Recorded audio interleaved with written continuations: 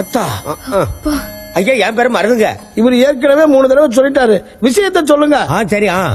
பஞ்சாயத்து ஐயா, ஏன் பாட்டனோட முப்பாட்டனோட பூட்டனோட அவிய பாட்டனோட முப்பாட்டனோட பூட்டனோட அவிய பாட்டனோட முப்பாட்டனோட பூட்டனோட அவிய பாட்டனோட முப்பாட்டனோட பூட்டனோட பொண்டாட்டிக்கு பிறந்த புள்ளதான் ஏன் பாட்டன்.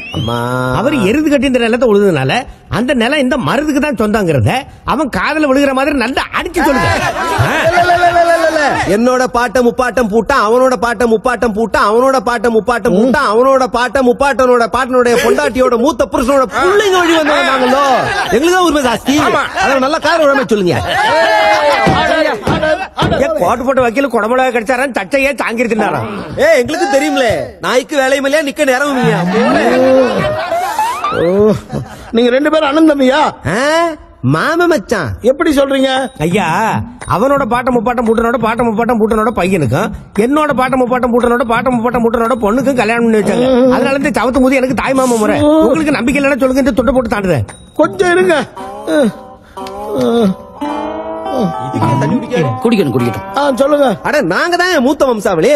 எப்படி சொல்றீங்க? அதாவது எங்க பாட்ட விஷயத்த சொல்லுங்க. என் பாட்ட முண்டாட்டி சொன்னனே, அவளுக்கு 5 புருஷன். முத புருஷனுக்கு பிறந்தது என் பாட்டன், 5வது புருஷனுக்கு பிறந்தது அவன் பாட்டன். அப்ப முத வாரிசு நான் தானே, எனக்கு தானே நலன் சொந்தம். என்ன நான் சொல்லுது? ஐயா, அவனோட பாட்டன் முத புருஷனுக்கு பிறந்தவனா இருக்கலாம், ஆனா என்னோட பாட்டன் 5வது புருஷனுக்கு முதல்ல பிறந்தவன். அப்ப நான் தானே மூத்த வாரிசு. இதெல்லாம் ஒரு கேஸ். அது எப்படிங்க? 5 புருஷன்ல எந்த புள்ள யாருக்கு பிறந்தது எப்படி தெரியும்? ஏதாவது ஆதாரம் இருக்கா? இருக்கு யுவர் ஆனர். அந்த ஊரின் மிகவும் மூத்த மூதாட்டியான வீரம்மா எனும் மூதாட்டியை சாட்சியாக அழைக்கிறேன். யார் சார் இந்த வீரம்மா? நம்ம ஊர் அப்பத்தாப்பா.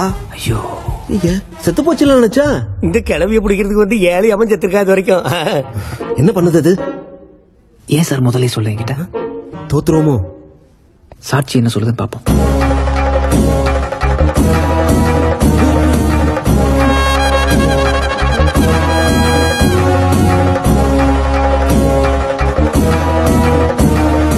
சொல்லுங்க பாட்டி, உங்க ஊர்ல மருதய வம்சம் தானே மூத்தது? இவங்களுக்கு சொல்லுங்க பாட்டி, நல்லா சத்தம் போட்டு சொல்லுங்க பாட்டி, அந்த நிலத்துக்கு சொந்தக்காரர் மருதையா தானே?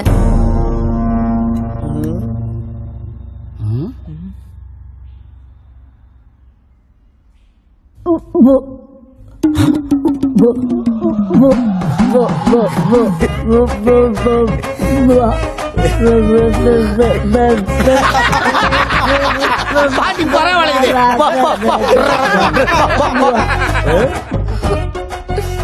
மிஸ் மெலினா, பாட்டி என்ன சொல்றாங்க? மருதய வம்சம் தான் மூத்ததுன்னு சொல்றாங்க your honour. Objection your honour.